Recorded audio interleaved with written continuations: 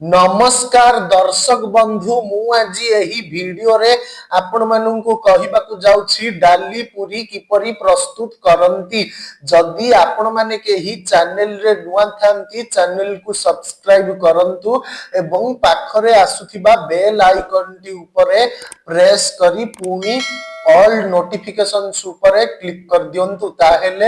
एमिति जहा भी किछि नुआ नुआ रोसेई संबंधी वीडियो अपलोड करिबी सर्वप्रथमे आपण माने देखिबाकू पाई परिबे एवं चैनल को यथेष्ट मात्रा रे लाइक शेयर करबाकू मध्य भूलिबेनी। ताहेले चलंतु देखिनबा डाली पूरी किपरि प्रस्तुत करंती एवं एथि पई कोन कोन सामग्री प्रथमे नेबाकू हुए। आवश्यक सामग्री अटा 400 ग्राम, चना डाली 80 ग्राम, हेंगू टिके,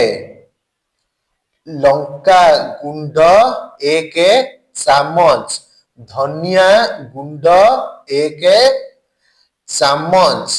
आवश्यक अनुसारे लूण और तेल।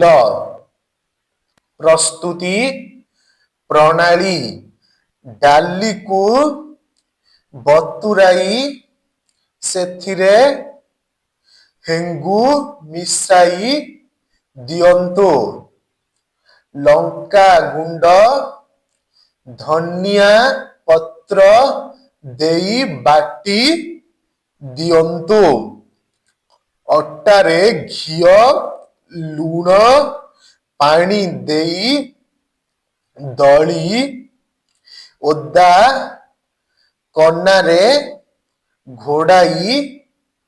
किछि समय रखंतु, गुला करी मझिरे डाली पूर देई गुला करी छोट छोट पूरी बेली कड़ई रे तेल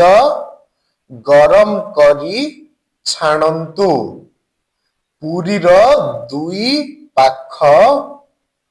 लाल होई गले ओल्हाई आणंतु।